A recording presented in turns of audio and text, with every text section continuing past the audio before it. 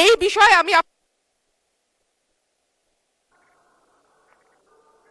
পরবর্তী বক্তা রুমিন ফারহানা, ব্রাহ্মণবাড়িয়া 2। মাননীয় স্পিকার, আপনাকে ধন্যবাদ।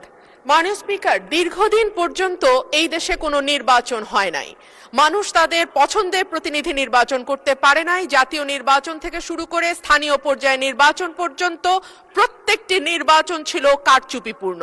সে কারণেই একবার সংসদে আমি মজা করে বলেছিলাম, সুষ্ঠু হয়েছে নির্বাচন, ভোট দিয়েছে প্রশাসন, তাকিয়েছিল জনগণ, এর নাম বাংলাদেশের নির্বাচন। তো মাননীয় স্পিকার, সেই জায়গা থেকে ৩৬শে জুলাই আমাদের জীবনে আসলো, কয়েক লক্ষ মানুষ রাস্তায় নামলো, কয়েক হাজার মানুষ চিরতরে পঙ্গু হলো এবং প্রায় ১৫০০-এর উপর মানুষ তাদের জীবন দিল যাতে মানুষ তার ভোটের অধিকার আবারও ফিরে পায়। এবং আল্লাহর কাছে অশেষ শুকরিয়া মাননীয় স্পিকার, একটি অবাধ, সুষ্ঠু, নিরপেক্ষ নির্বাচনের মধ্যে দিয়ে ত্রয়োদশ জাতীয় সংসদ গঠিত হয়েছে এবং আমি এই সংসদে একজন স্বতন্ত্র প্রার্থী হিসেবে নির্বাচিত হয়েছি। মাননীয় স্পিকার, সংবিধানের 59 অনুচ্ছেদের দিকে আপনার দৃষ্টি আকর্ষণ করছি।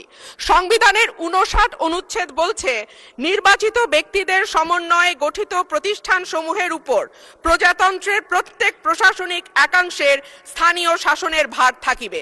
সোজা বাংলায় বলতে গেলে স্থানীয় সরকার পরিচালিত হবে নির্বাচিত প্রতিনিধিদের মাধ্যমে। কিন্তু আমরা বিস্ময়ের সঙ্গে এবং দুঃখ নিয়ে লক্ষ্য করলাম, একটি নির্বাচিত সরকার ক্ষমতায় আসবার পরপরই স্থানীয় প্রশাসনগুলোতে প্রশাসক নিয়োগ করেছে। মাননীয় স্পিকার, যখন শেখ হাসিনা পালিয়ে গেল তখনকার পরিবর্তিত পরিস্থিতিতে অন্তর্বর্তীকালীন সরকার প্রশাসক নিয়োগ দিতে বাধ্য হয়েছিল, কারণ আমরা দেখেছি ইউনিয়ন পর্যায়ে, উপজেলা পর্যায়ে চেয়ারম্যান বা মেম্বার যারা ছিল তারাও পালিয়ে গেছে। কিন্তু এই অবস্থা তো মাননীয় স্পিকার এখন আর নেই। এখন তো একটা সুষ্ঠু নির্বাচন দেয়া যায়। সেই জায়গায় আমরা দেখলাম দলীয় নেতা কর্মীদের পুনর্বাসন প্রক্রিয়া শুরু হয়েছে। এই বিষয়ে আমি